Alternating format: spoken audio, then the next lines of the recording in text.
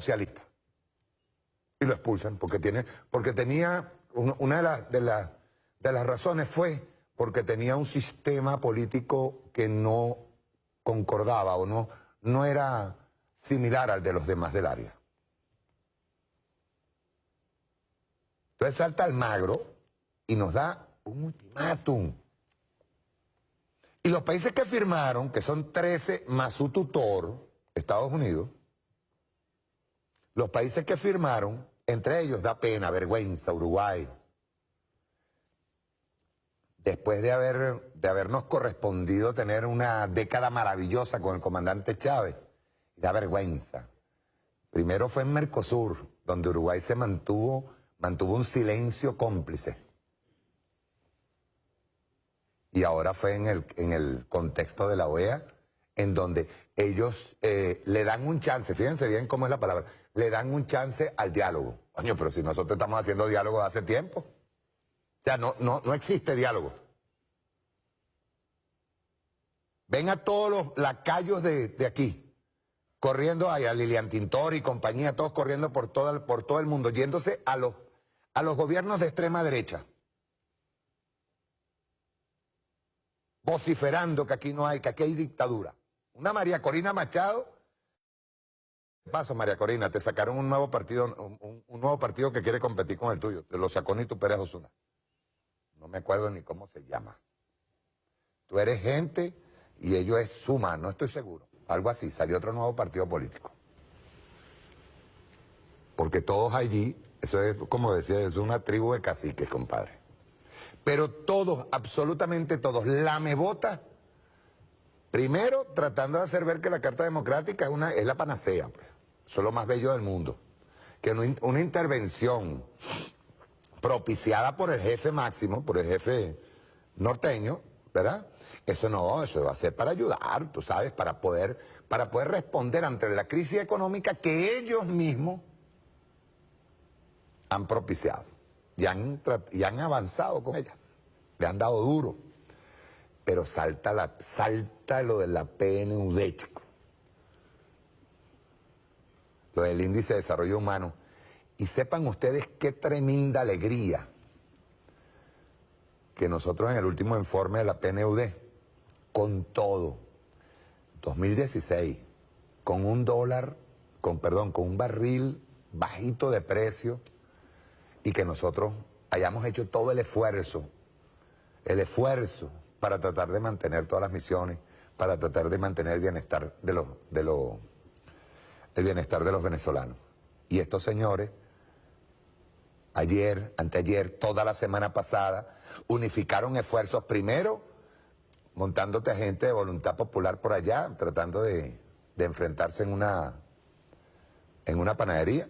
Una panadería que está produciendo. Hay una que dice, esos negros asquerosos, que cómo es posible que estén haciendo pan y me lo estén dando de sus propias manos. O sea, el portugués que produce pan no tiene las manos sucias. Y hemos probado más de una vez que dentro de las panaderías que se han ocupado, hasta la mantequilla está rancia. Pero esos negros sucios que están haciendo ahora pan, ¿cómo es posible que van a agarrar a repartirlo para los clubs? Esa fue otra de las cosas que hicieron por allí.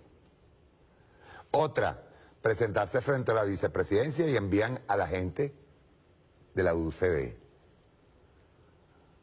Tratando de hacer un escándalo. ¡Pum! Porque hay una cosa que ellos no logran entender todavía. Que todo lo que es la avenida Baral, todo lo que es el centro de Caracas, está ocupado. Eso es territorio chavista. Discúlpenme, pero hay que decirlo con todo el orgullo del mundo. Eso es territorio chavista.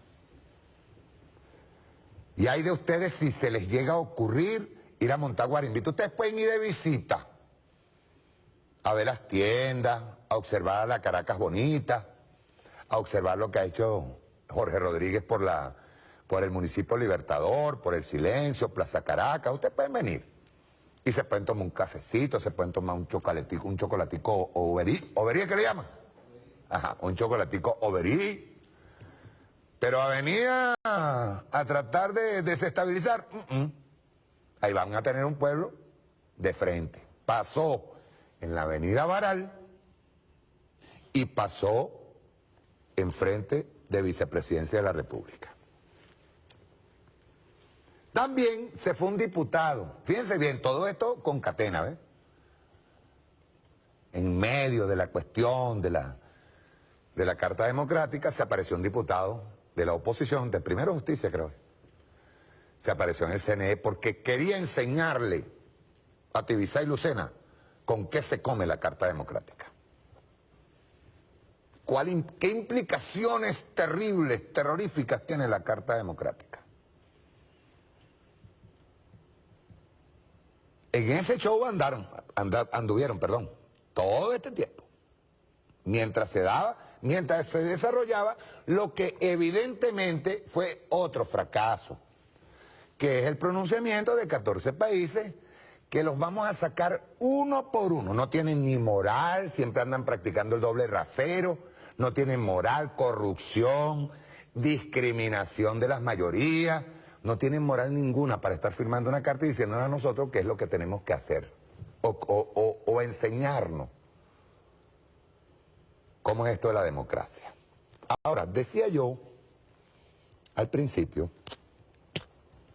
que coloqué este video, por cierto, lo vi con el mazo dando, me gustó, lo agarré.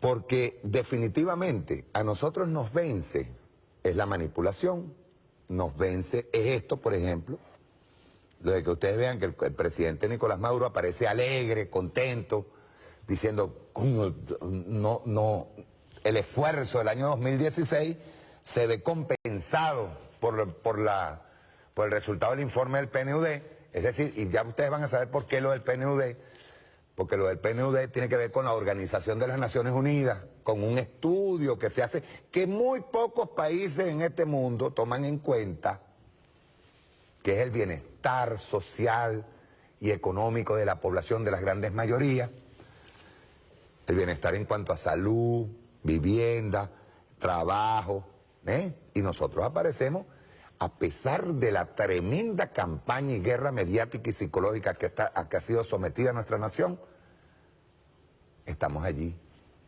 en los puestos altos, porque están los bajos, medios, altos y muy altos, que el muy alto es los países desarrollados, se supone, y sin embargo, Estados Unidos está malvadoso, bajó, y bajó por una razón muy sencilla. Ahí tienen un problema desde el año 2008 que no han podido resolver. Entonces, si nosotros no, a ver si entendemos esto. Yo le decía a un compañero,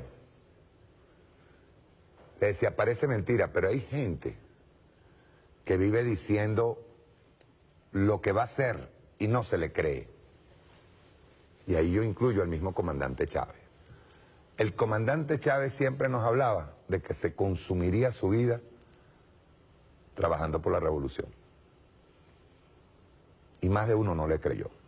Creía que eso era retórica, que era discurso. Y vean ustedes lo que pasó. Se consumió haciendo la revolución, casi que hasta el último momento. Su épica batalla fue las últimas elecciones, antes de las que fue en donde ganó el presidente Nicolás Maduro. Fue una batalla épica. Pero tenemos eso, nosotros no creemos en la gente. No creemos de verdad en que hay la posibilidad de que exista gente revolucionaria que tenga el suficiente guáramo para enfrentar cualquier tipo de adversidad. Por eso cuando yo vi el otro día al presidente Nicolás Maduro alegre con lo del PNUD, ayer, enseñándola y dándola como una muy buena noticia, y digo muy buena noticia porque nosotros esperábamos resultados adversos, porque obviamente estamos peleando contra una guerra económica terrible, y una guerra económica en donde saltan los mismos países que están firmando. En el caso de Colombia, ¿cuántas veces nosotros no hemos hablado con el gobierno colombiano? ¿Cuántas veces no le hemos dicho al gobierno colombiano, mira, vale, vamos a tratar de concertar? O sea, tú tienes un tipo de gobierno, nosotros tenemos este tipo de gobierno, vamos a respetarnos, a respetar nuestra soberanía, a respetar nuestros modos, nuestros tipos de gobierno. Pero coño, vamos a hacer sinergia, pues. Y resulta que es uno de los países que nos recomienda, nos da chance al diálogo y nos recomienda, pues, que nosotros soltemos a los presos políticos. Y yo le preguntaría, por ejemplo, a Colombia, en este caso, si no recuerda, señor Santos, que el señor Leopoldo López estuvo en Colombia con Uribe, quien dice que es su enemigo, no, según, o por lo menos de las cámaras para afuera.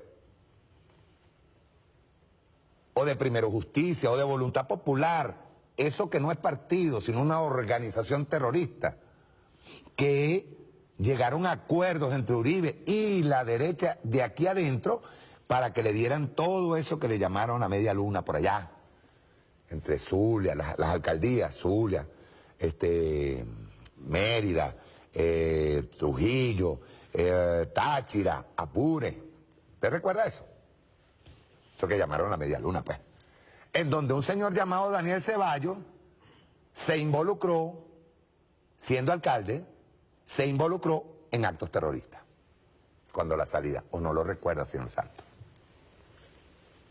O habría que preguntarle a Colombia por qué nosotros cerramos esa frontera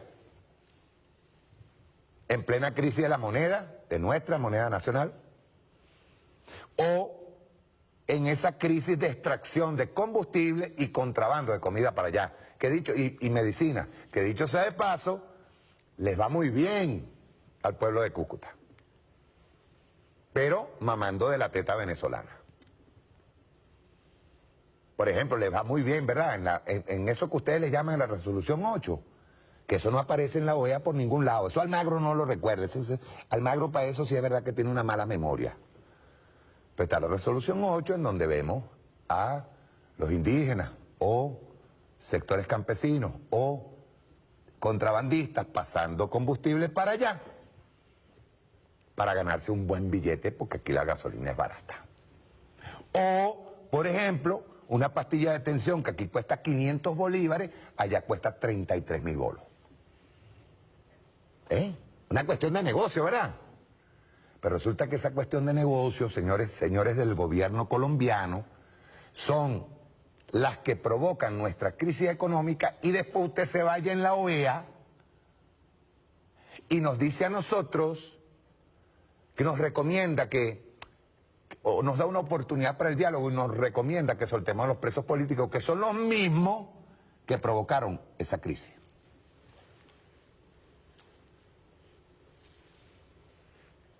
Entonces uno dice, es verdad, porque hay mucha gente todavía que agarra y dice, no, no hay guerra económica. Eso es mentira que hay guerra económica.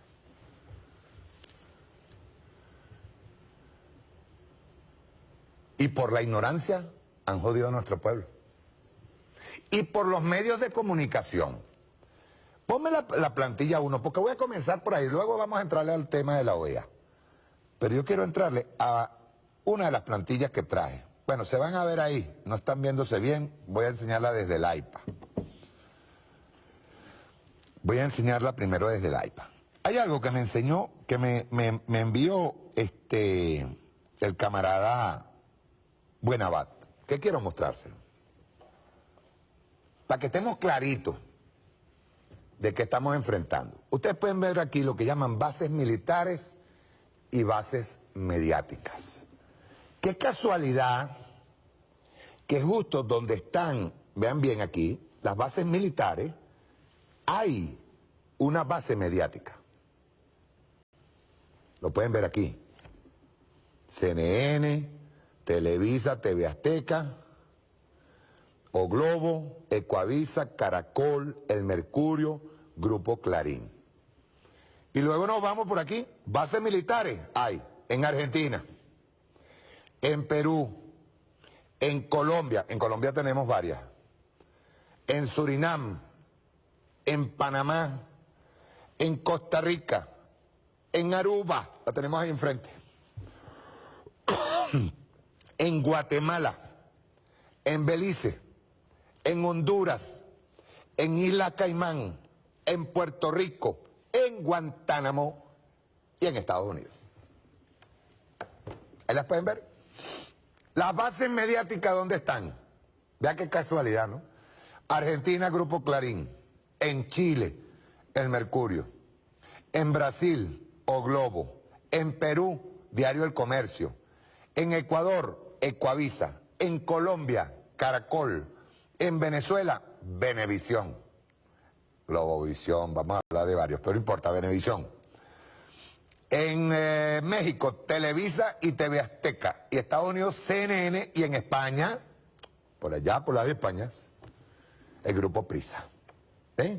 Dos rostros de la guerra económico-ideológica. Y vamos a pasar para la próxima.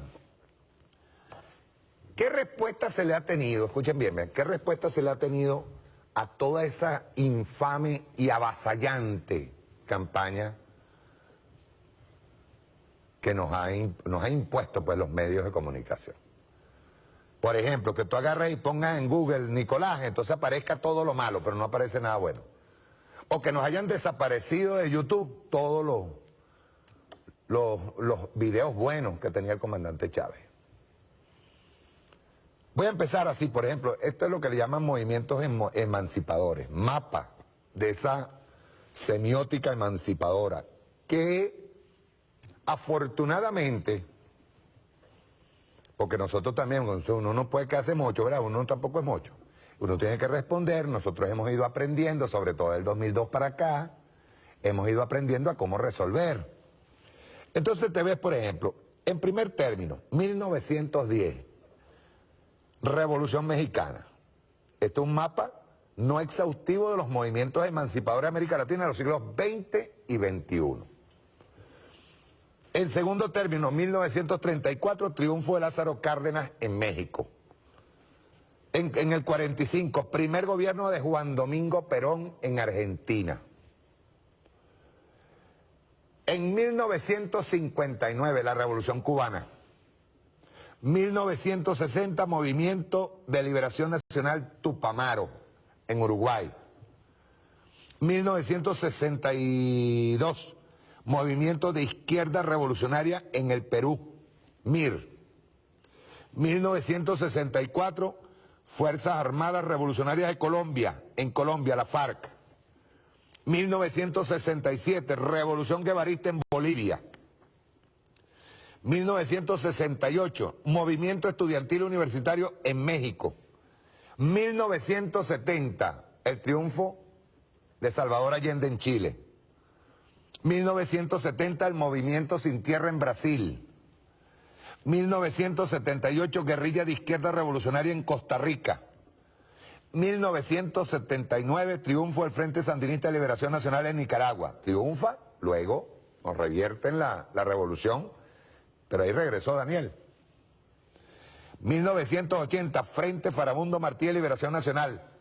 Triunfó en las elecciones. 1983, triunfo de Raúl Alfonsín y vuelta a la democracia en Argentina. No es que Alfonsín haya sido un hombre de izquierda, pero estaba regresando, estaban saliendo de la dictadura. Caracazo en Venezuela, 1989. 1992, rebelión del Movimiento Bolivariano Revolucionario 200 en Venezuela. 1992, Movimiento de Unificación Democrática en Honduras. 1994, insurrección del Ejército Zapatista de Liberación Nacional en México.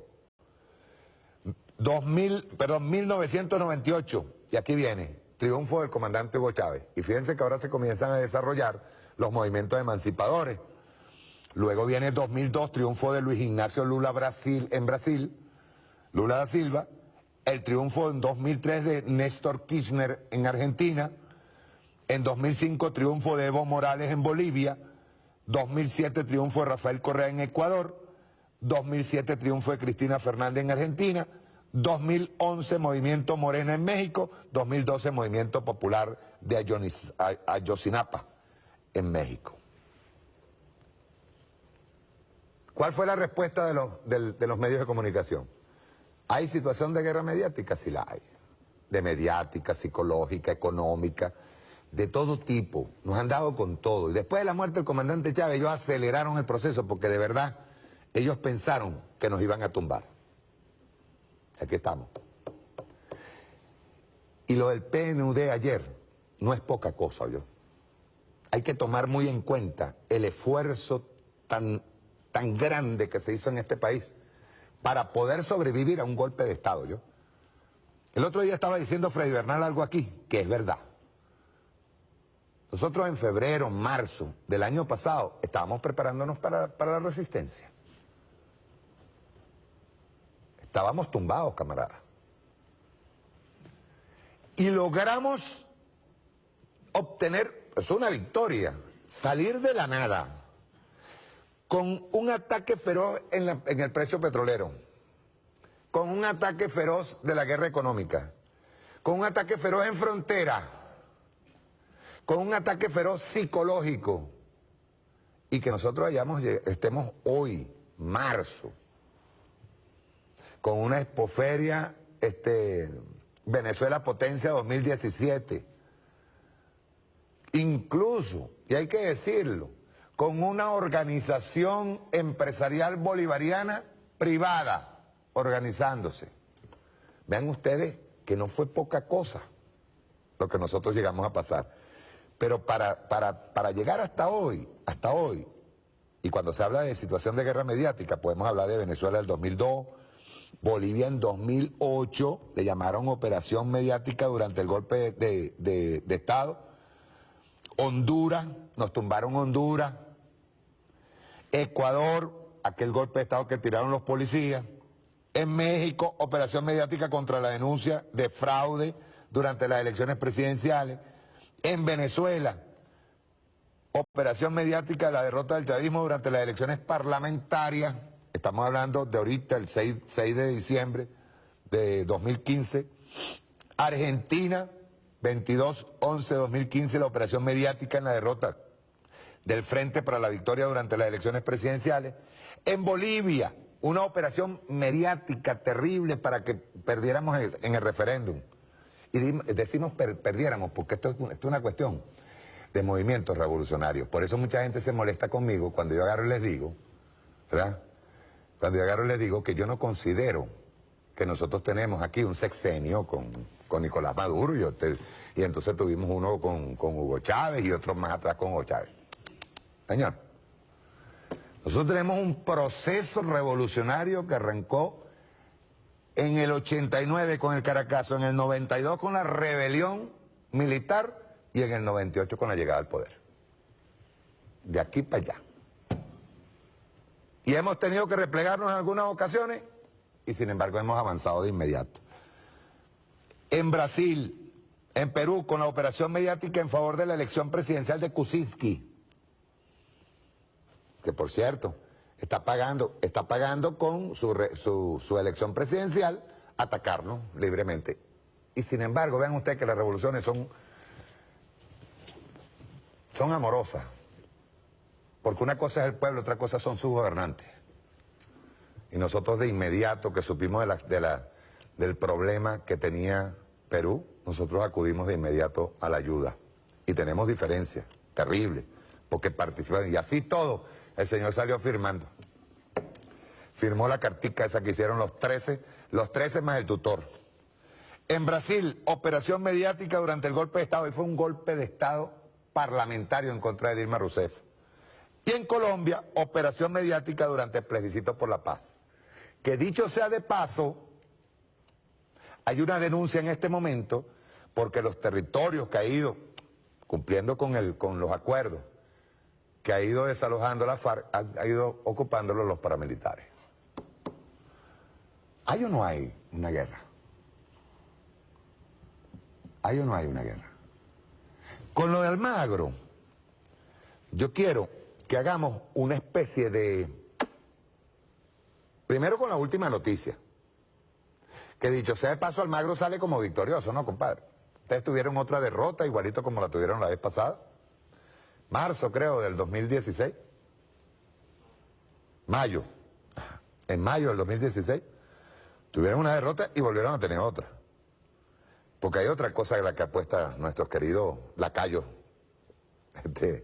nuestros queridos traidores, que no los tiene aquí pues y los cría. Les manda de vez en cuando su comidita, para que se queden tranquilitos por ahí, para que sigan picoteando y sigan reventando la cerca. Después vamos a hablar algo sobre eso. Entonces llega Almagro y sale diciendo, le estamos dando un ultimátum a Venezuela. Ultimátum. Vamos a ver este video porque no solamente estamos hablando de la última declaración de Almagro y del acuerdo que hicieron, firmaron los 13 países más el tutor, ¿verdad? Pero quisimos hacer una especie de, por orden, resaltar la doble moral o el doble rasero de estos países. Vamos a verlo. Rueda.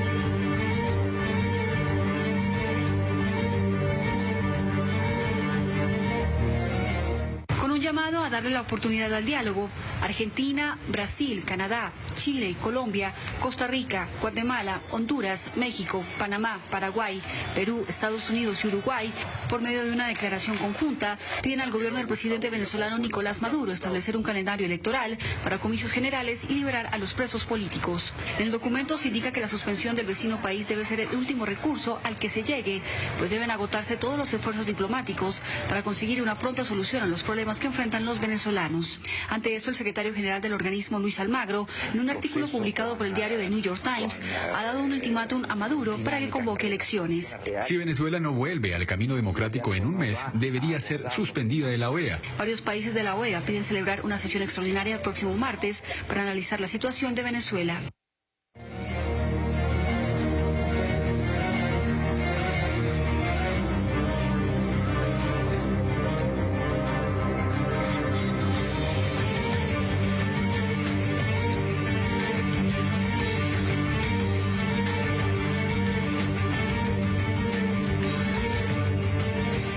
Un informe de la organización Human Rights Watch, Human Rights First, revela que en la cárcel de Guantánamo se han registrado numerosos abusos y torturas de los prisioneros, tales como posiciones de estrés, manipulaciones de temperatura y también privación del sueño o ataques sensitivos con ruido y con luz.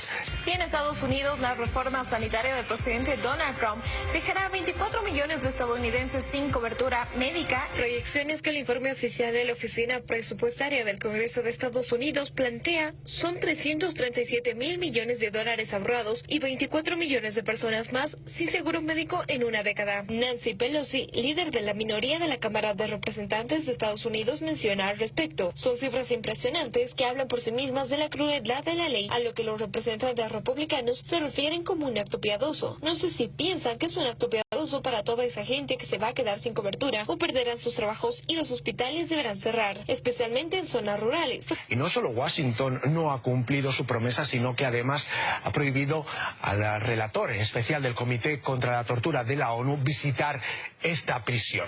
Donald Trump solicitó al Congreso de su país 1.500 millones de dólares para comenzar con la construcción del muro. Sin embargo, esa cifra servirá solo para iniciar las labores de construcción, por lo que el magnate pedirá 2.600 millones adicionales para la gestión 2018.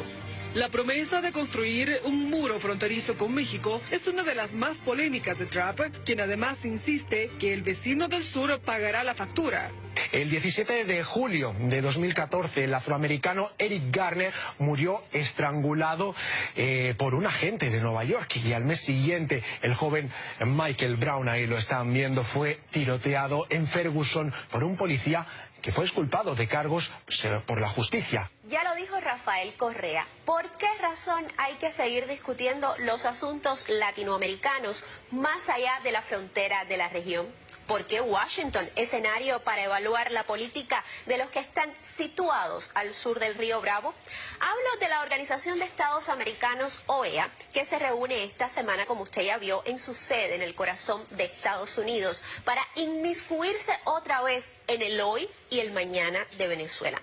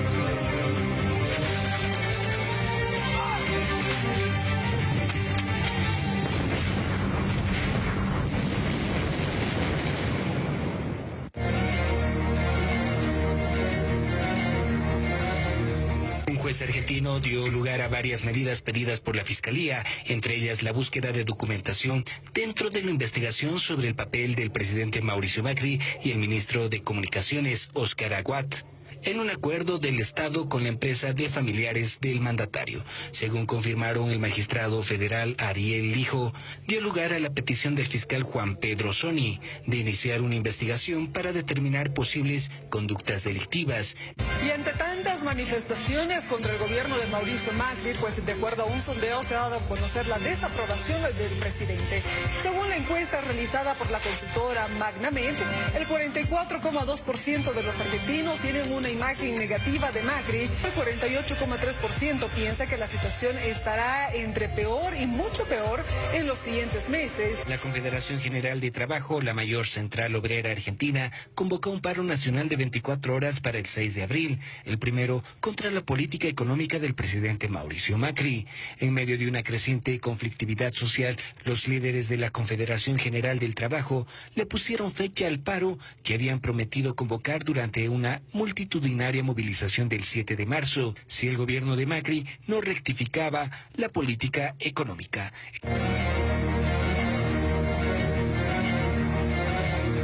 Brasil, el fiscal general Rodrigo Janot solicitó a la Corte Suprema realizar la investigación de al menos 9 ministros del gobierno no electo de Michel Temer, acusados por los exdirectivos de la empresa Odebrecht de obtener beneficios por la corrupción en torno a Petrobras. El presidente brasileño Michel Temer enfrenta nuevas acusaciones de corrupción por la supuesta financiación ilegal de la campaña de 2014, cuando era vicepresidente. Las acusaciones fueron hechas por el detenido expresidente de la consultora Odebrecht, Marcelo Odebrecht, ante el Tribunal Supremo Electoral. En su testimonio, el empresario aseguró que su grupo pagó casi $64 millones para la reelección de su conservador vicepresidente en ese entonces, Michel Temer. La Comisión Interamericana de Derechos Humanos expresó su preocupación ante decisiones adoptadas por el presidente interino de Brasil, Michel Temer, las cuales representan un retroceso y tienen un impacto negativo en la protección y la promoción de los derechos humanos en el país. Brasil vive un día nacional de movilización y paralización contra las reformas laborales y de la seguridad social propuestas por el que movimientos populares y centrales sindicales tildan de gobierno ilegítimo de Michel Temer. El Tribunal Permanente de los Pueblos realizó su 40ª sesión en Montreal. Este tribunal examinó el rol y la responsabilidad de las empresas mineras canadienses y del gobierno de Canadá en la violación de derechos humanos y medioambientales en América Latina. Tenemos más de 20 defensores de derechos humanos con procesos de criminalización que se están produciendo simple y sencillamente porque en Honduras se ha convertido en delito defender los derechos humanos, defender el ambiente y defender la vida. Atentan con nuestro sistema de vida sin faltándolo el respeto, llegando con sus camionetas, con sus camiones y pasando como si ellos fueran los dueños del lugar.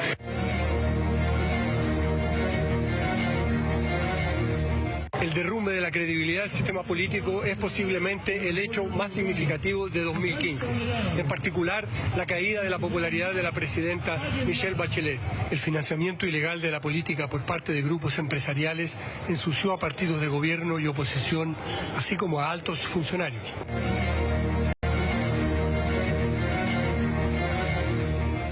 Colombiana informó que parte de un soborno de la constructora brasileña Odebrecht entregado a un ex senador había sido destinado para la reelección del presidente Juan Manuel Santos en 2014. El señor Otto Bula tramitó durante el año 2014 2 giros hacia Colombia que fueron monetizados en su momento por la suma de $1 millón, cuyo beneficiario final habría sido la gerencia de la campaña Santos Presidente 2014. Vamos inmediato con las informaciones. Paramilitares ocupan el territorio que han dejado las FARC-EP en el Catatumbo, esto es en Colombia. El portal de noticias Prensa Rural asegura que el pueblo barí pide intervención en la región por la presencia de paramilitares. El Comité de Derechos Humanos de la ONU mostró su preocupación por la impunidad en Colombia. El organismo multilateral denunció y cuestionó la ausencia de la justicia en los casos de violaciones de libertades en el país. Hay dos Colombias, la de Bogotá, la del Estado de Derecho, y otra la de Caquetá, la de las violaciones, las amenazas, donde el Estado no está y los crímenes quedan en la impunidad. ¿Qué va a hacer el Estado para resolverlo? Ginette Bedoya es ejemplo de cómo la violación y el abuso sexual se ha usado en Colombia como un arma de guerra, cómo es una práctica regular intentar silenciar a periodistas y defensores de derechos humanos.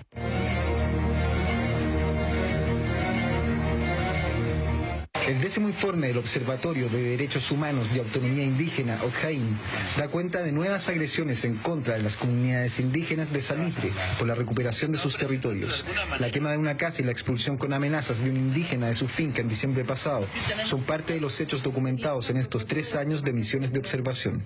Constantemente han habido hechos de violencia física, verbal, actos de racismo, actos de discriminación, quema de casas, quema de los cultivos que se encuentran en las propiedades. Hay gente que ha sido marcada incluso.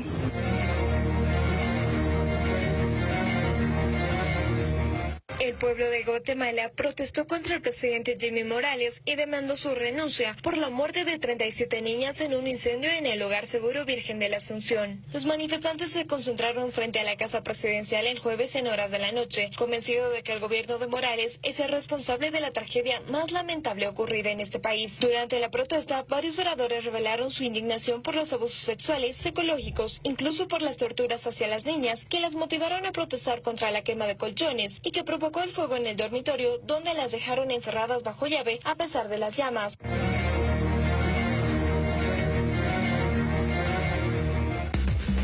Nuevo escándalo en el mundo. Le platico, el presidente de Honduras, Juan Orlando Hernández, admitió que durante su campaña electoral de 2013 recibió fondos de empresas ligadas al peor escándalo de corrupción de las últimas 2 décadas, aunque eso sí, aseguró que desconocía el origen de los recursos en aquel momento.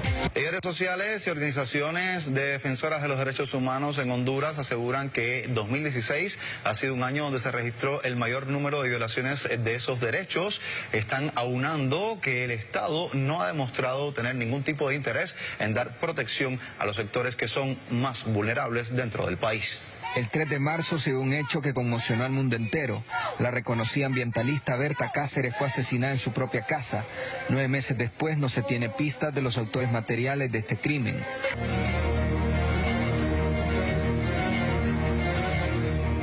México vive una grave crisis que atenta contra los derechos humanos, la igualdad y la justicia. Muchas son las tragedias ocurridas en el territorio mexicano que, arropadas por la impunidad y la corrupción, no han logrado esclarecerse ni llevan a todos los responsables ante los jueces. San Fernando, Tamaulipas. 72 cadáveres fueron encontrados en el ejido de El Huizachal, del municipio de San Fernando, en Tamaulipas. Todos eran migrantes que provenían de Centro y Sudamérica y utilizaban el país como tránsito para llegar a Estados Unidos. Secuestrados primero, fueron ejecutados a balazos e incluso algunos cuerpos presentaban tiro de gracia. Allende, Coahuila. En marzo de 2011, un grupo de sicarios del Cártel de los Zetas, con ayuda de la policía municipal, entraron a Allende, Coahuila, para vengarse de 3 supuestos traidores. En el registro oficial se habla de 26 muertos, pero grupos civiles afirman que los desaparecidos suman 300 personas. Tlatlaya, Estado de México.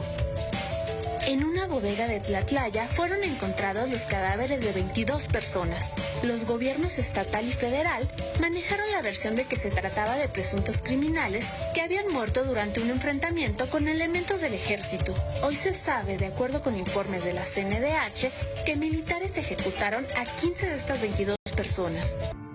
Ayotzinapa, Iguala, Guerrero.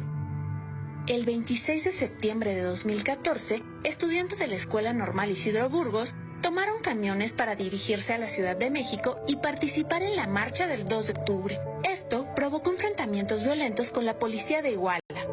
La mañana del 27 de septiembre, el cuerpo del normalista Julio César Mondragón fue encontrado con el rostro desollado, mientras que 43 fueron secuestrados por policías y posteriormente los desaparecieron.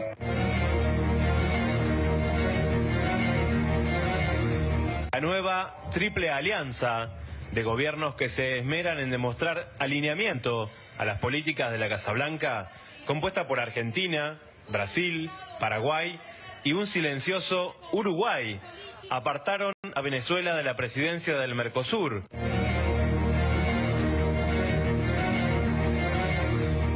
La Fiscalía Especial Anticorrupción de Panamá solicitó a Interpol emitir una alerta roja para detener a los hijos del expresidente Ricardo Martinelli. Ricardo y Luis Enrique Martinelli Linares, acusados de cobrar presuntos sobornos de la constructora brasileña Odebrecht. Las violaciones a los derechos humanos en Panamá continúan alertando a la ciudadanía e incluso han llamado la atención de la comunidad internacional, mientras privados de libertad realizan huelgas de hambre en centros penitenciarios panameños para denunciar condiciones infrahumanas. Los compañeros y familiares de estudiantes detenidos hace más de un mes exigen que se les libere y juzgue bajo el debido proceso.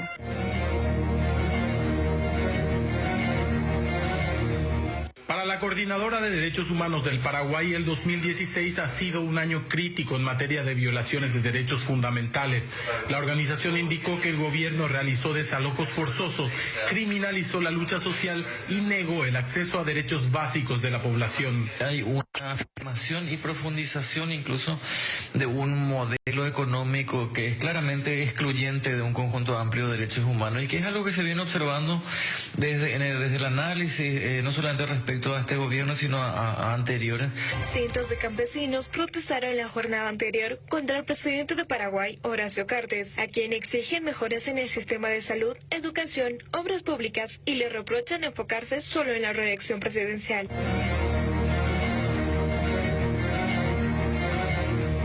Tras haber sido acusado de recibir dinero de la empresa brasileña Odebrecht durante la campaña electoral, el presidente peruano Pedro Pablo Kuczynski negó la jornada anterior que las empresas que estuvieron vinculadas a él recibieran dinero de la cuestionada constructora brasileña Odebrecht, un caso que la Procuraduría del Estado pide que sea investigado por la Fiscalía.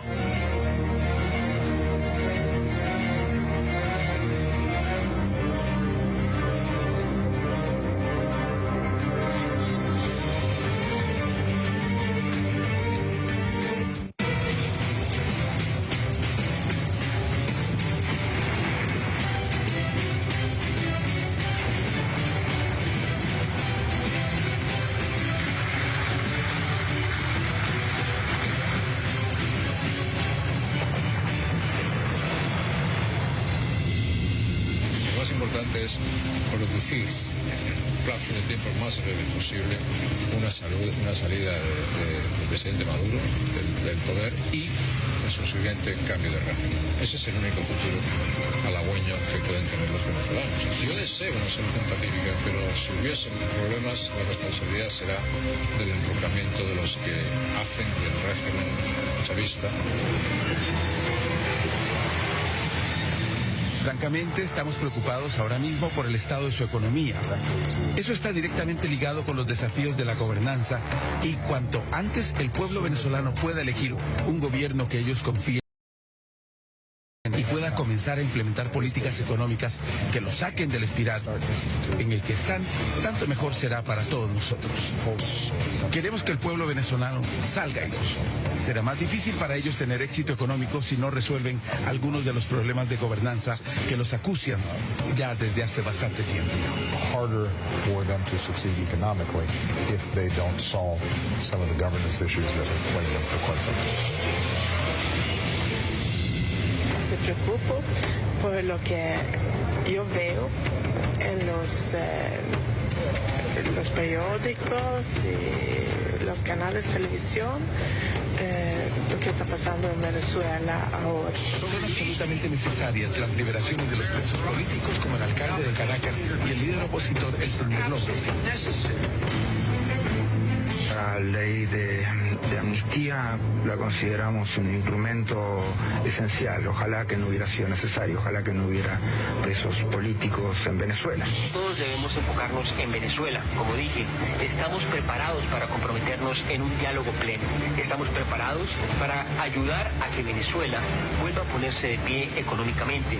Pero tenemos que tener una autoridad ejecutiva en Venezuela que esté dispuesta a respetar a la gente y respetar el ejercicio de la ley.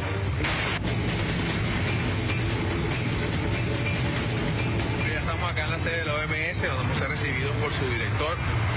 Ya estamos acá, aquí está el documento que explica toda la crisis humanitaria. También queremos informarle al mundo del cambio político que viene para Venezuela.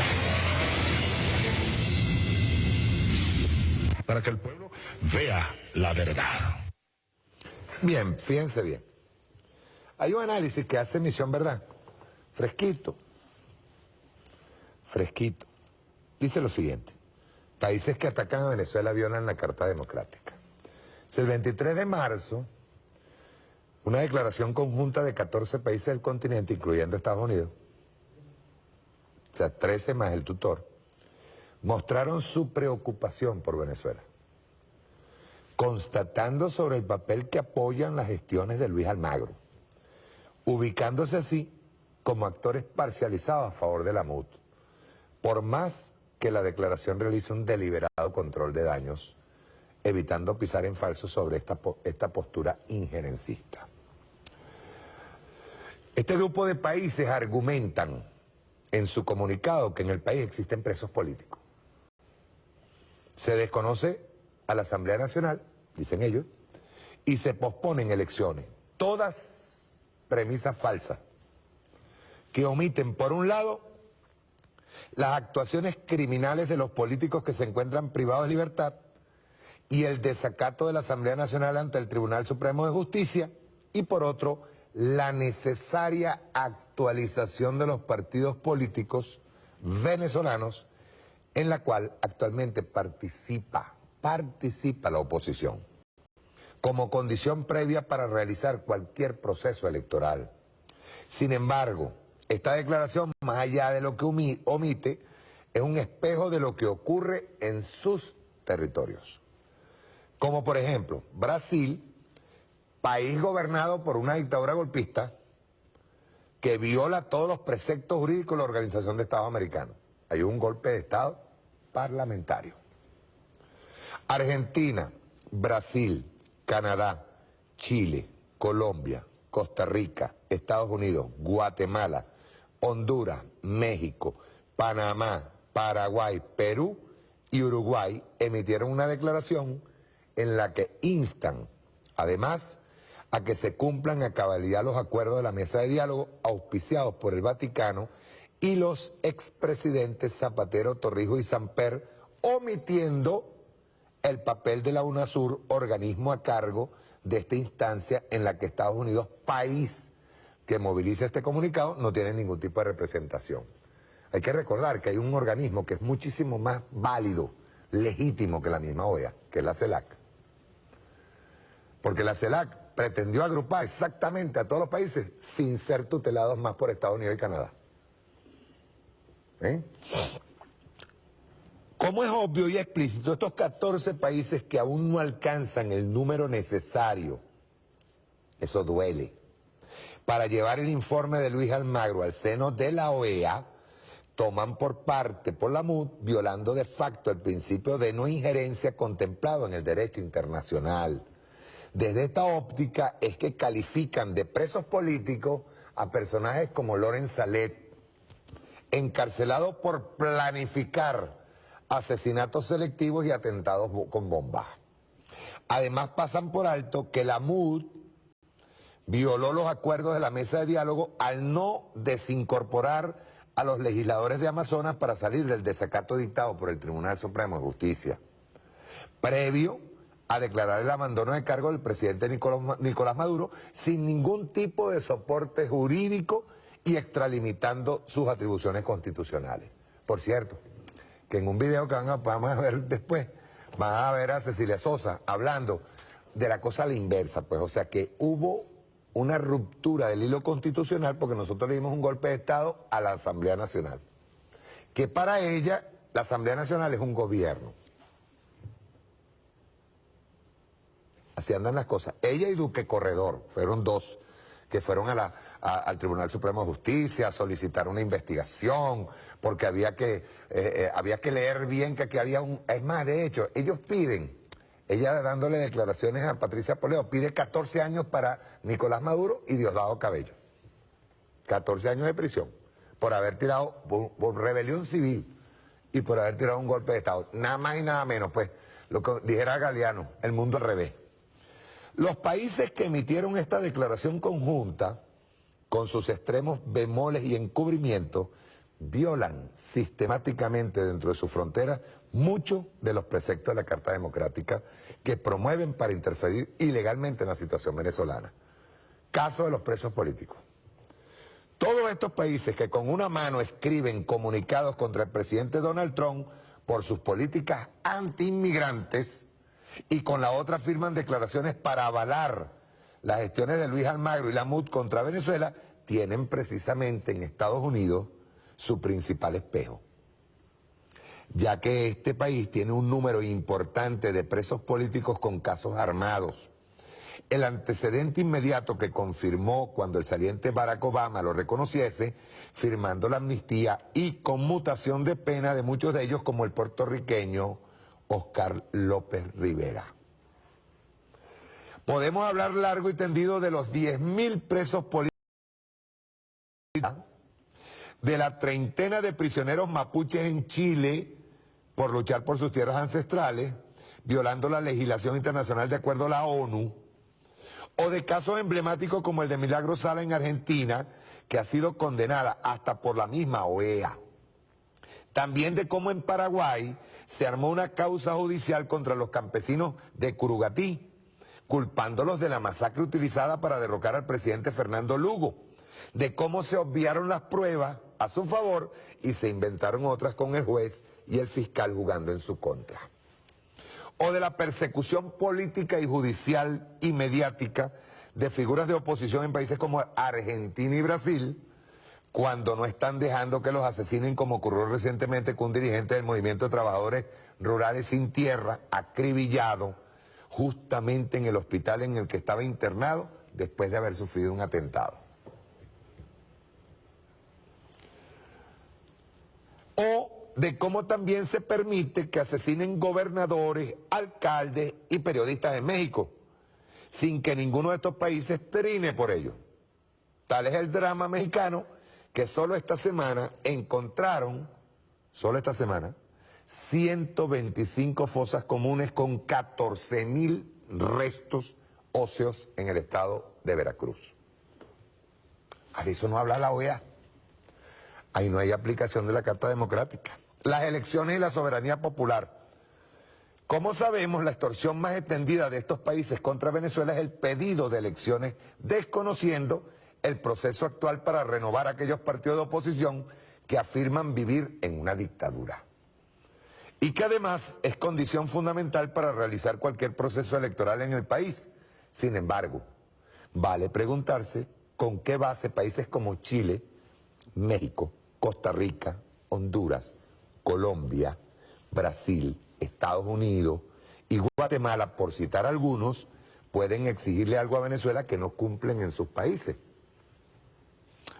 ¿Por qué no nos engañemos con que haya elecciones en estos países si son regidos en su mayoría por un esquema de dos partidos que se han alternado por décadas en el poder sin que el predominio de sus castas políticas se haya puesto en juego? Sin que el predominio, del reconocido bipartidismo chileno hasta el unicato del Partido Colorado en Paraguay. Los casos abundan, hasta con reconocidos episodios de golpe de Estado, militares y o legislativos y judiciales, a gobiernos que desentonaron con esta hegemonía, como es el caso de Manuel Zelaya en Honduras, Dilma en Brasil o Fernando Lugo en Paraguay. Tanto es así que hasta los simulacros de elecciones que dicen tener cada 4, 5 o 6 años, se dan en medio de violaciones a la soberanía popular y sus propias constituciones, ya que así es como puede entenderse cómo países como Honduras, Brasil y México sancionan de facto reformas constitucionales sin ni siquiera hacer una consulta electoral a sus pueblos para guardar la forma, y que en el caso de México se fraguen fraudes electorales. Al final viene algo así como violan sus constituciones y son unos arrastrados toditos. Estos son gobiernos, no son los pueblos. Escuchemos bien, porque detrás de esa bandera, en México, en Brasil, en Honduras, En Panamá hay pueblos luchando. Los tienen sometidos, discriminados, ajusticiados muchos de ellos.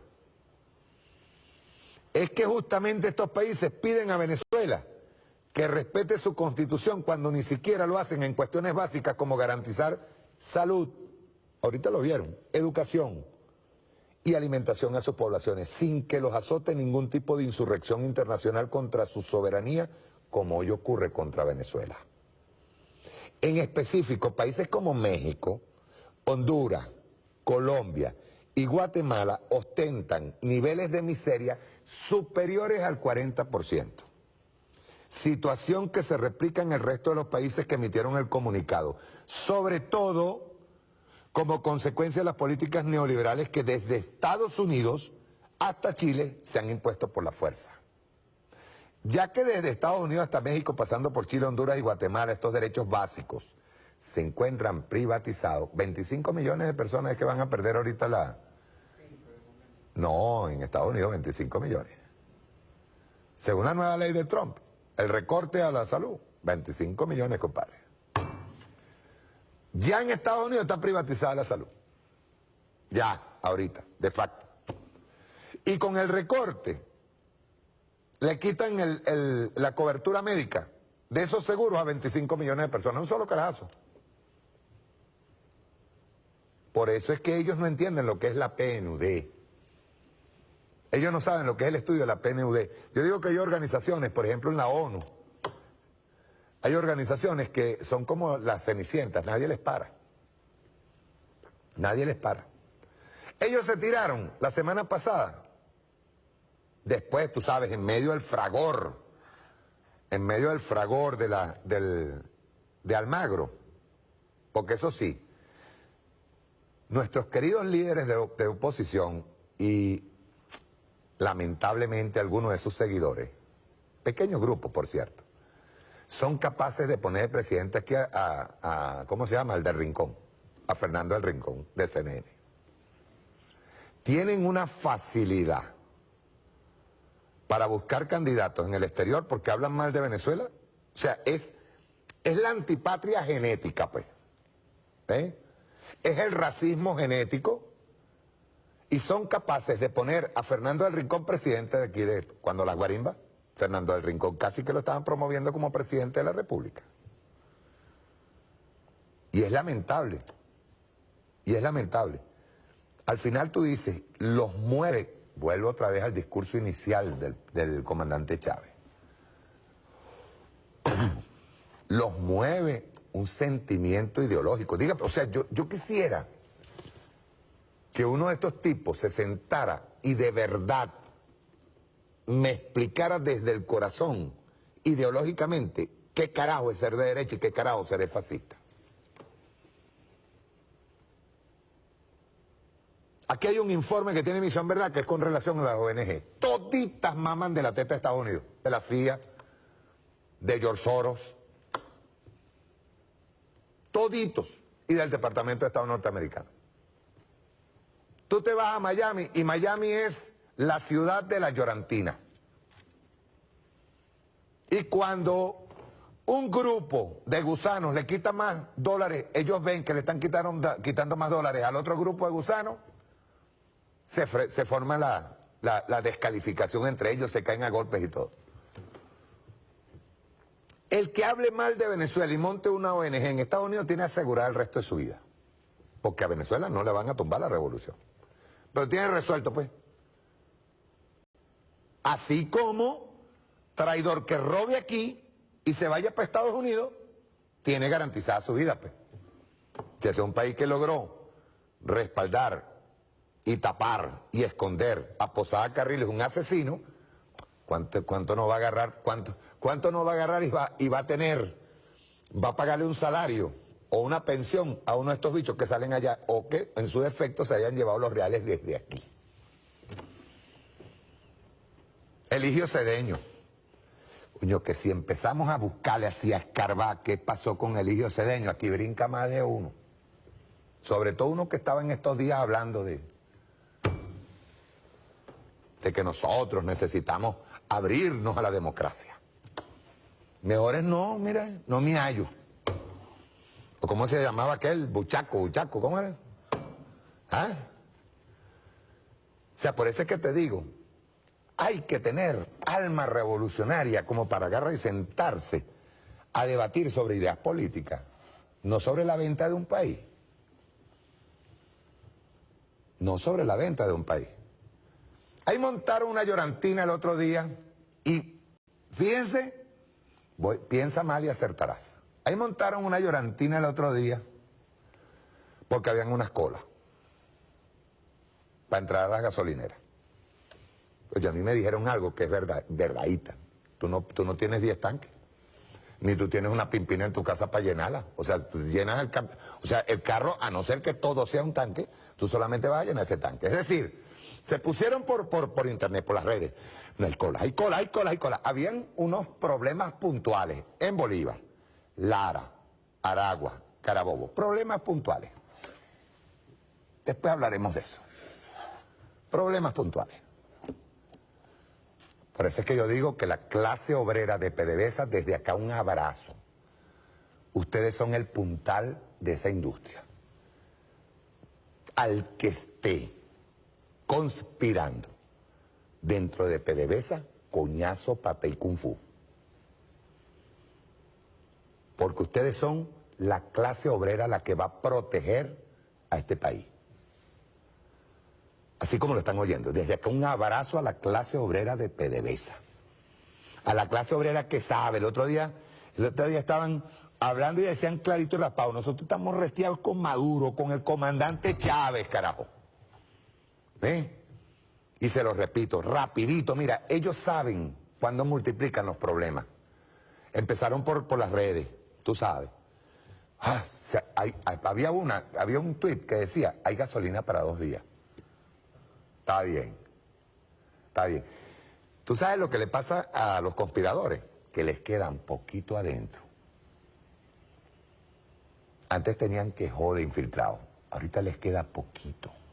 Y generalmente son aquellos blanditos que cuando vieron desde el año pasado que nosotros estábamos entrando en una crisis provocada, económica, política, ideológica, psicológica, metiéndote todos los días, con Dollar Today, con la gasolina de extracción por allá, nos sacaban los alimentos, nos cambiaron los empaques de productos, miren, nos tenían locos. Salieron los CLAP, ¿cómo atacaron los CLAP? Que qué hola, que eso es una limosna que le dan a la gente. Empezamos de a poquito. Ya tenemos casi 200.000 jefes de calle. Y eso es malo para los golpistas. Malo. Eso es malo.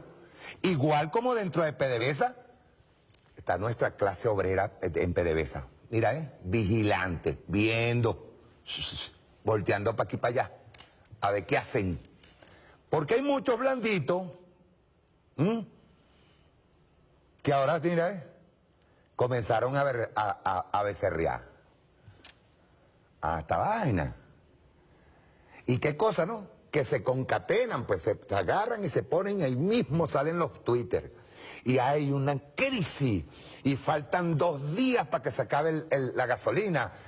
Aquí no hay inventarios, esta PDVSA, Toro Hardy. Esta PDVSA que no sirve, aquí no hay profesionales, hay que reintegrar a los 26.000 vagabundos que votaron de PDVSA. Y todavía salta otro, por ahí, el mismito del Buchaco y del otro y de la vaina, por allá. Ustedes saben quién es. Sale diciendo, ay, hay que unir al país. Unir. Ya voy, espérate un momentico, si es cierto, yo tengo que agarrar y darle de comer a todo el país. Y satisfacer las necesidades de todo el país, eso es verdad. Eso es cierto, pero el que esté conspirando se jodió. Porque es así. El que esté conspirando y el que esté trabajando para tumbar la revolución bolivariana, ese es enemigo, compadre, pero declarado, enemigo. Y no hay tutía, hay que verlo así. Y al que no le guste, que se rasque.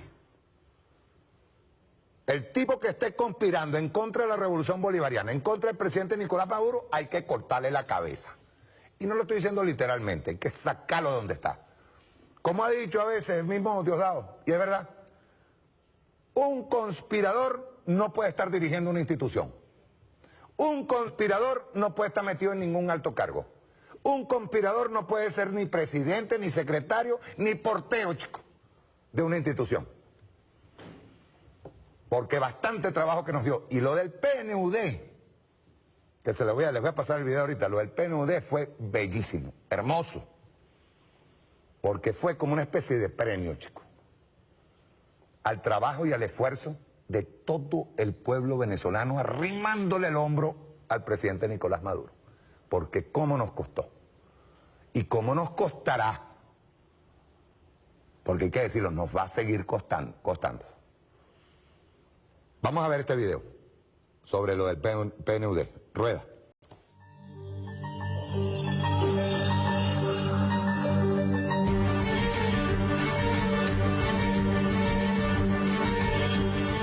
No es la primera vez que opositores locales bajo el auspicio del gobierno estadounidense han intentado invocar la Carta Democrática Interamericana contra Venezuela. El más reciente fracaso fue encabezado por Henry Ramos Ayub durante la administración Obama. Todos recuerdan la imagen de ese diputado que por entonces presidía la Asamblea Nacional mientras esperaba frente a un monitor ubicado fuera del salón donde deliberaban los representantes de los países del continente. Y sus declaraciones en una muy escueta rueda de prensa al ver negado su ingreso a dicho recinto. Hechos ocurridos a mediados del año 2016. El señor Almagro presentó este martes al Consejo Permanente de la organización un texto donde urge a todos los miembros a realizar una evaluación del orden constitucional y democrático en Venezuela. Este documento es una actualización de otro publicado en 2016, donde hace un llamado a elecciones generales en ese país. Bueno, que la panadería le copiaron y quitaron ahí, se robaron todo lo de adentro, los padres, y metieron un poco de grupo de una gente que no es de la comunidad. Realmente estamos reclamando con todo el derecho que nos da la Constitución la toma de la panadería. Hoy también le cortan la ventana y dicen lo que no es, porque ahora se metieron lo que me quiere decir racista. Racista no, pero esa negra, pata pelada, pata sucia, yo no me lo voy a comer.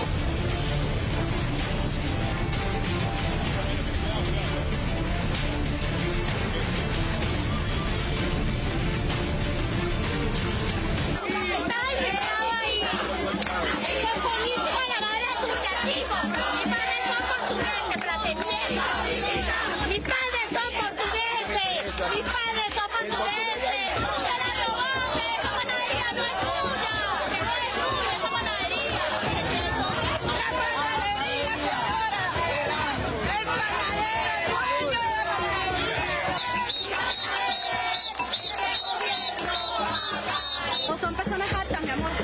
No son personas aptas. De verdad, si el gobierno quiere hacerlo, yo no quiero. No son chiques. Tienen mala presencia, mi amor. No se ven. Pata en el suelo, lumpe, marginales, zarrapastrosos, hediondos. No, discúlpame. Yo soy pobre.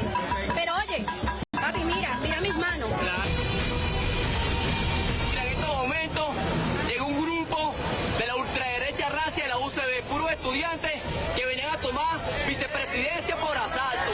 Nosotros en ningún momento vamos a permitir que vengan estas personas a querer guarimbiar en las instalaciones que le pertenecen al territorio. Este territorio chavista y candelita que se prenda, candelita que vamos a apagar.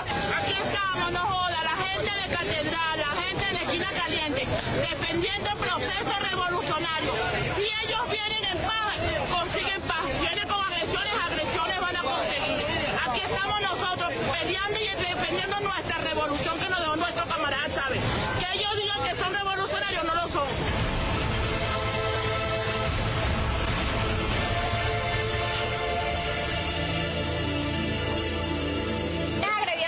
¿Quiénes agredieron? Ellos, los de Voluntad Popular y Bandera Roja, porque nosotros lo conocemos, a los grupos de Bandera Roja, y estaban ahí metidos, aprovecharon se infiltraron en esa pequeña manifestación, que estaban, digamos, pues, desde el punto de vista del derecho, ellos pueden hacerlo. Aquí lo que pasa es que hay tanta democracia en Venezuela, excesivamente tanta democracia, que ya cualquiera se quiere con derecho a tomar las calles y protestar y trancar el tráfico y todas esas cuestiones. El día de ayer la Asamblea Nacional aprobó un acuerdo en apoyo de la aplicación de la Carta Democrática Interamericana. Y hay que explicarle a Tibisay Lucena lo que significa la Carta Democrática Interamericana. Venimos a presentar un documento para que Tibisay Lucena cumpla la Carta Democrática Interamericana y convoque cuanto antes las elecciones a gobernadores y alcaldes. Traidor, apátrida, traidor, eres un irresponsable. Del Consejo Nacional Eres un irresponsable y te emplazamos a que te arrodilles y le pidas perdón a Venezuela. Traidor, ¿cuál es medio? ¿Cuál es medio? Aquí no está CNN que van a vender aquí, que aquí todo el mundo se está muriendo de hambre, están traicionando la patria. Aquí sí hay quien lo defienda. Aquí sí, Maduro y Chávez tienen los nietos. Es lo que nos movió tanto a Román Duque Corredor como a mí a insistir en una denuncia que habíamos planteado desde el 22 de diciembre del 2015. Esa denuncia originariamente fue planteada por rebelión civil contra Maduro y contra Cabello, y ya se anunciaba en ese documento la ruptura del hilo constitucional, y dice que los que se alcen públicamente en actitud hostil contra un gobierno, entendiendo por gobierno, por supuesto, a otro poder público constituido o elegido para deponerlo. Han censurado, han comprado medios, han trancado medios, pero contra las redes no han podido, igual que pasó en la primavera árabe. Fue precisamente la primavera árabe la que logró tantas cosas en esa región del planeta, ¿no? Así que yo no pierdo la fe de que aquí también hay una primavera. La sola amenaza de mano dura contra todo aquel que pida la activación de la Carta Democrática, lo que ha dicho hoy Maduro, es sencillamente una afrenta, y es además eso solo obliga a convocar la Carta Democrática, porque ¿de qué te está hablando esa amenaza de Maduro? Que en el país se conculcó el derecho a la protesta. Es muy importante el día de hoy, porque hoy hablaremos con la verdad. Aquellos que dicen que hay que decir la verdad y que no hay que crear falsas expectativas, pues nosotros sí diremos lo que se tiene que decir. Es que hay falsas expectativas de decirle a los venezolanos que la Carta Democrática es un instrumento tan valioso ahorita en este momento que están haciendo colas en las gasolineras en todos los estados del país. Pues en esta rueda de prensa haremos una explicación tanto política como técnica de lo que sucede con una aplicación de un instrumento tan importante que, por cierto, para información de todos los venezolanos, es ley del país. Desde 20 Venezuela, nuestro partido, queremos hoy transmitir nuestro apoyo irrestricto al informe del secretario general de la OEA, Luis Almagro, sobre la situación de la ruptura al orden constitucional que vive nuestro país, y apoyar la posición que el secretario general de la OEA ha adoptado y planteado en la actualización de su informe en cuanto a la aplicación de la Carta Democrática Interamericana.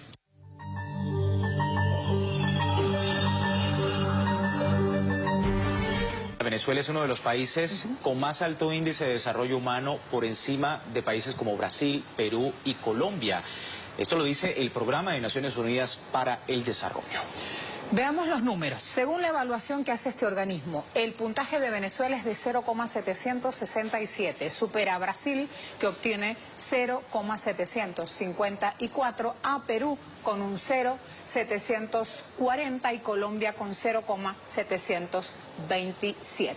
El programa mide avances como la esperanza de vida, alfabetización y calidad de vida digna en los países. El indicador científico Índice de Desarrollo Humano se determina mediante una banda entre 0 y 1. Mientras más cerca del 1, mayor es el índice de desarrollo humano del país evaluado.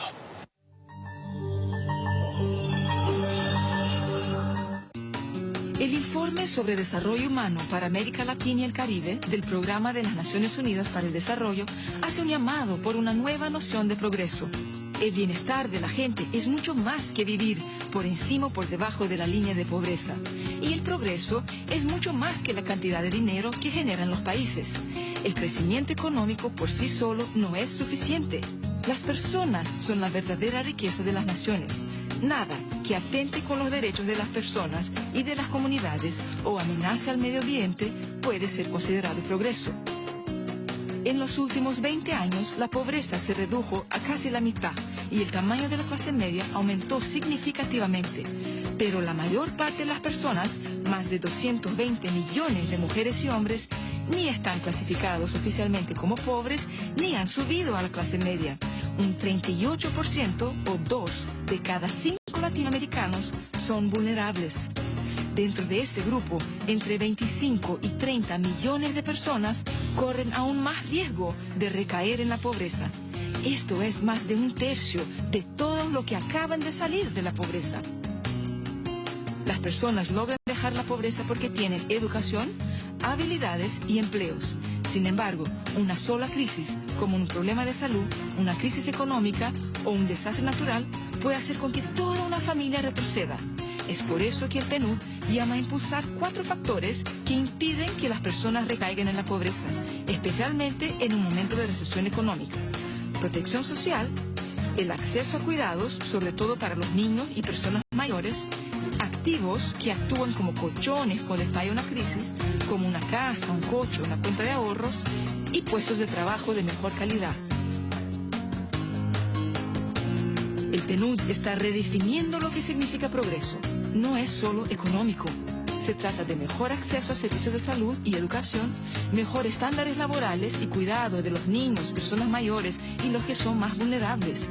Se trata de seguridad, de cerrar brechas históricas de género, etnia y raza y el acceso a la justicia. Se trata de proteger el medio ambiente haciendo uso de energías renovables, aumentando la resiliencia ante los desastres naturales. Se trata de vivir con dignidad y oportunidades. Este enfoque holístico para mejorar la vida de la gente va a ayudar a los países de América Latina y el Caribe a alcanzar los objetivos de desarrollo sostenible, acabar con la pobreza en todas sus formas y no dejar a nadie atrás.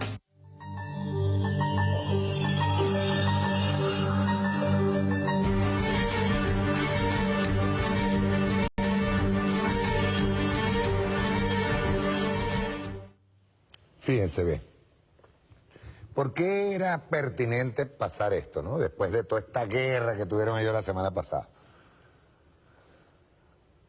Resulta que eso que está pidiendo el PNUD no convence a los capitalistas. Y resulta que cuando nosotros vemos cuáles son los objetivos del PNUD y ese informe anual que hacen, nos damos cuenta por qué tanta inquina por parte de los sectores de la oposición, los sectores de pobreza, perdón, los sectores ricos y la oligarquía, y por qué tanto ataque económico, psicológico, pero económico, a la revolución bolivariana. Efectivamente, ¿qué buscan ellos? Por ejemplo, en los niveles que nosotros acabamos de recibir del informe 2016. El informe que nosotros acabamos de recibir, ¿qué nos dice? Que a pesar de la tremenda arremetida que nos ha tirado la derecha en este país, nosotros logramos contener lo que es erradicar la pobreza extrema, con las bases de emisiones, educación básica para todos, seguimos inaugurando escuelas, igualdad de oportunidades para el hombre y la mujer. Vean ustedes los objetivos del PNUD. Reducir la mortalidad infantil, ahí la tenemos, a pesar de la guerra, de las transnacionales de las medicinas. Mejorar la salud en la maternidad. El presidente acaba de anunciar un CLAP maternal. ¿Para qué? Para proteger a la mujer embarazada. ¿Eso lo ha hecho la oposición venezolana? No. Avanzar en la lucha contra el VIH. Venezuela es uno de los pocos países. Por eso yo le pido públicamente a Rotondaro, que quiero hablar con él, a Rotondaro del Seguro Social. He tratado de buscar por todos lados su teléfono, no lo he encontrado. Pero yo quiero hablar con él, pero yo quiero testimonios de gente que está recibiendo los tratamientos contra el VIH, contra el cáncer, con esas enfermedades duras, nuestra revolución ha sido permanente, atendiendo permanentemente a los enfermos. Ya he dicho varias veces y no me canso de felicitar a la gente del Pueblo Soberano, a la gente del Seguro Social, a quienes han estado trabajando allí para resolver problemas médicos. Corpo Salud. Dice, asegurar un medio ambiente sano y seguro. Pregúntele a los señores norteamericanos. A los Estados Unidos se firmó el Tratado de Kioto. Y para nosotros, una de las, yo digo que de las permanentes luchas ha sido precisamente por el ecosocialismo. Ahorita mismo que estamos trabajando con el tema de agricultura urbana, de la resiembra ya en Uberito, que prontico, Juan Arias me hablaba de que pronto van a hacer una resiembra, por ejemplo, del pino, y lograr una sociedad global para el desarrollo. Cuando hablamos de global es ¿qué? Por ejemplo, hay algo que dice ahí en el informe en qué es lo que significa el PNUD, que son esas clases medias que avanzaron en América Latina durante estos últimos años. ¿Por qué avanzaron? Ustedes se han hecho esa pregunta. ¿Por qué hubo un incremento, o sea, hubo una especie de trasvase de las clases medias, perdón, de las clases bajas a las clases medias? Que al comandante Chávez no le gustaba hablar de clase. Pero ¿por qué hubo un trasvase? Una especie de enriquecimiento de las clases medias. ¿Por qué? Y digo enriquecimiento, no estoy hablando de dinero. Estoy hablando de oportunidades, sobre todo en Venezuela, en materia de salud, en materia de educación. ¿Por qué? Porque fue desde el preciso instante, por eso les hablaba al principio, de los procesos que han ido abriéndose paso ante una guerra mediática terrible en contra de los procesos de liberación en América Latina. Pero desde el comandante Chávez, cuando llega en el año 98, hasta ahora mismo, incluso tuvimos un retroceso ahorita por el ataque contra Argentina, el ataque contra Brasil, el ataque contra Paraguay, el ataque contra Honduras. Porque ellos y Estados Unidos lo tienen metido en la cabeza que nosotros somos su patio trasero y somos su fuente de recursos. Y estos lacayos que nunca han hecho nada por satisfacer las necesidades de quienes lo eligieron, que lo que hacen es estar lanzando leyesitas en donde lo que hacen es tratar de retroceder en los avances sociales y económicos que ha tenido nuestro pueblo. Estos lacayos lo único que les conviene es que Venezuela siga cayendo. Lo del informe del PNUD dice mucho, repito, es quizás un premio. Tú sabes, cuando hablamos de esos premios morales, porque en medio de tanta batalla, en medio de tanta adversidad, en medio de tanta crítica de nuestra propia gente, que nosotros hayamos podido contener y no hayamos caído sistemáticamente por todo lo que nos han hecho, y que tengamos todavía opciones para, dentro de lo que es el sistema socialista, avanzar, creyendo en nuestro pueblo, poniendo a producir a nuestro pueblo, ir hacia las bases. Como decía la señora esa que estaba frente a vicepresidencia, ella decía que para eso están las mesas de trabajo, para sentarnos, para debatir. Con esta nuevo empuje que tenemos en las unidades de producción socialista, en las empresas tomadas, la siembra, tanto en lo urbano como en lo rural. O sea, este nuevo empuje es el que nos va a dar para el año que viene un informe favorable para el 2017, y eso que estamos en el primer trimestre del año. En el primer trimestre del año. Inventando. Una de las prédicas mías cada vez que vamos, y por cierto, mañana vamos a Inveval, perdón, el martes que viene, vamos a Inveval. Ya hablé con Juan, para tratar de hacer programa desde Inveval, que es la industria venezolana de válvulas. Era de Sosa Pietri, por cierto, un golpista que se fue, mire, en el 2002 durante el paro petrolero. Entonces, tratando siempre en esas visitas que hacemos de hablar de la sustitución de importaciones, que tenemos que inventar, que tenemos que meternos en esos productos que nos traen del exterior, que son necesarios en este momento para hacer cualquier cosa, pero ver de qué manera nosotros, si tenemos la materia prima, hacerlo. A los trabajadores petroleros que estén mosca, vigilantes. Tenemos errores, sí, pero lo que jamás tenemos, de lo que jamás hemos carecido ha sido de ganas de trabajar y seguir adelante.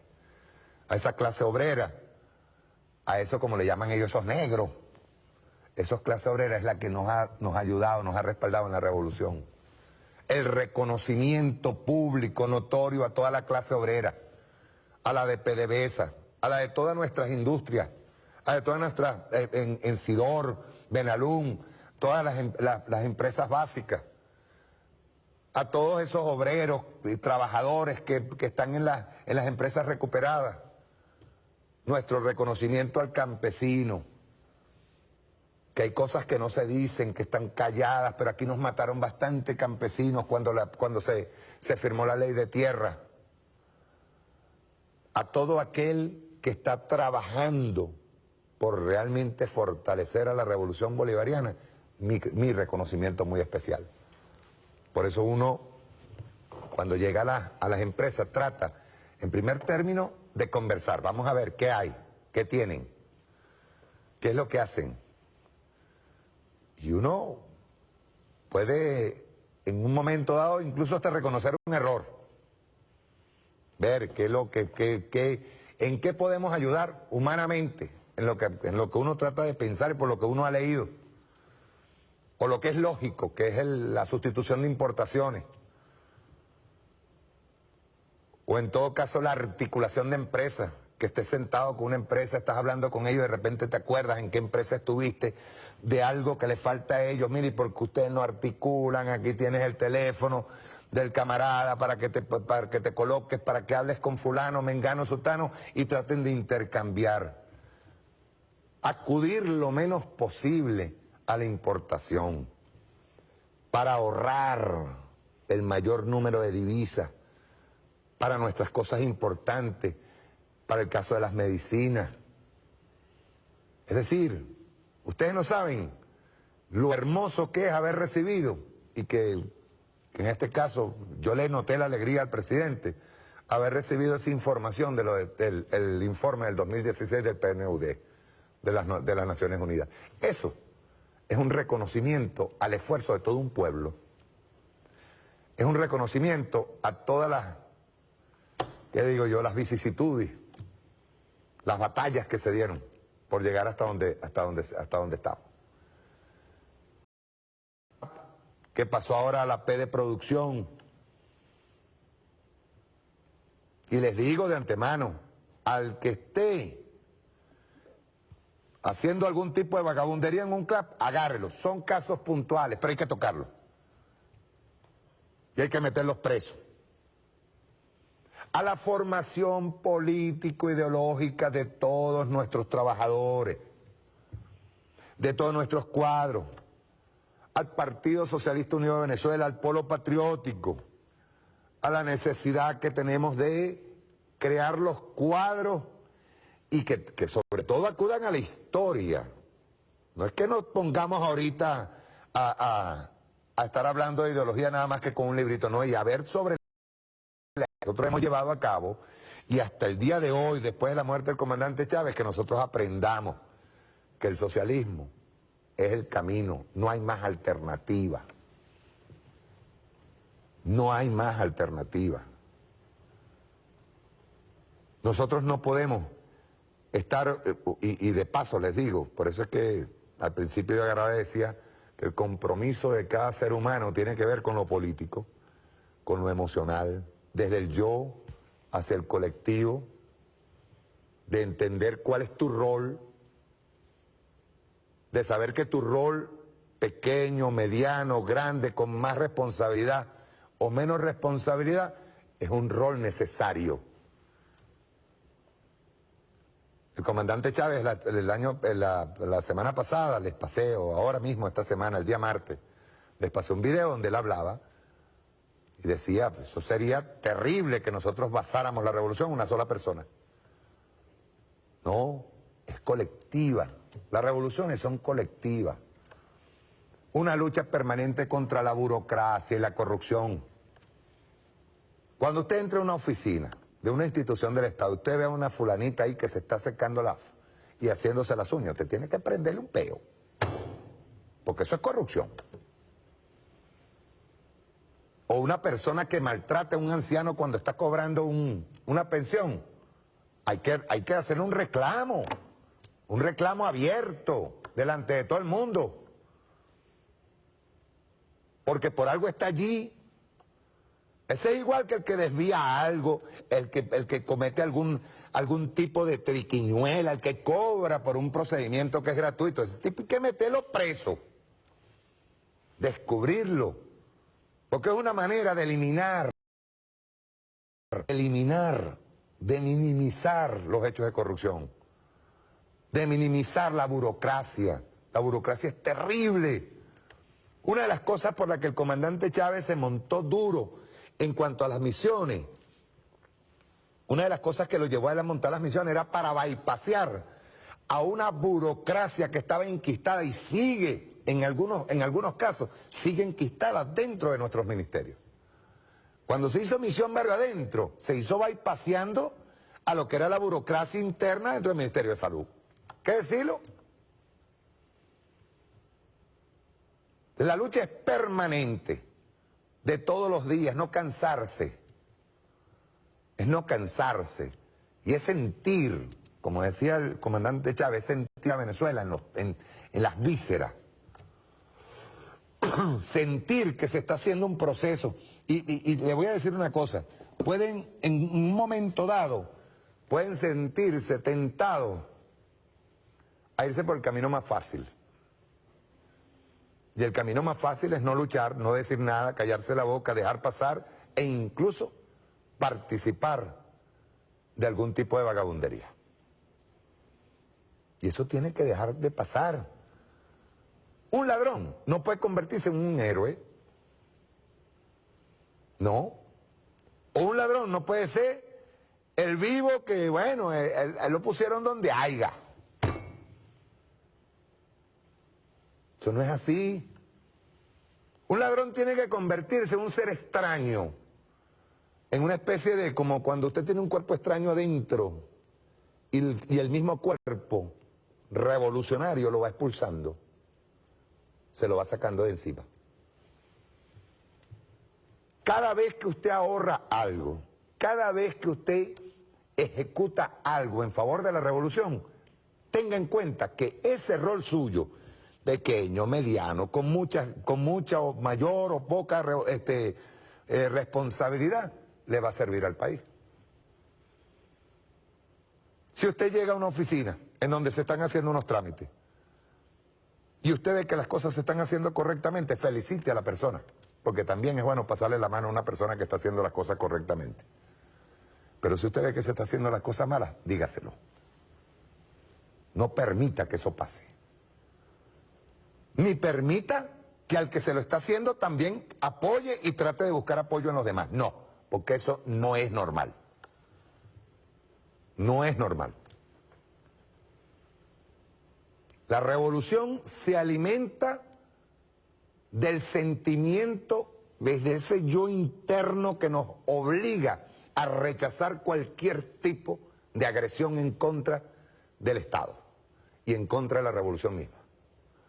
Si nosotros logramos rechazar eso y avanzar, estamos propiciando y estamos dando pasos hacia adelante para que la revolución se lleve a cabo como debe ser. Y les voy a decir una cosa, olvídense que esto es una tarea de un mes, de 2 meses, es una tarea de la vida. Decía el comandante Chávez, a lo mejor no vamos a ver esto. Yo mañana, pasado, el martes, estaré en Inbeval. A lo mejor el sábado que viene no vengo. no participo más. ¿Qué va a hacer usted? ¿Se va a quedar parado? Y no va a seguir porque, bueno, porque es que la hojilla, ¿no? En algún momento yo dejaré de trabajar. Y me dedicaré, eso sí, a algo mejor. Nutrirme. Usted sabe cosas que me ha agradado, pero enormemente, las visitas que yo he hecho a fábricas.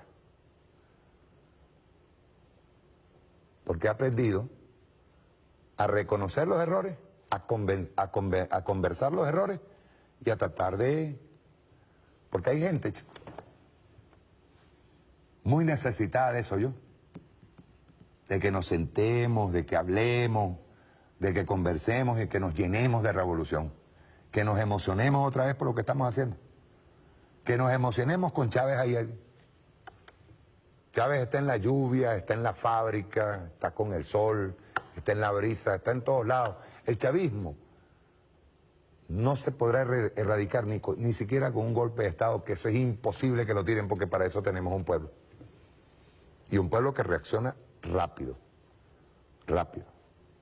Ni Almagro, ni Estados Unidos, ni el gobierno norteamericano, ni el gobierno argentino, ni el gobierno colombiano, nadie nos va a desviar de esta tarea.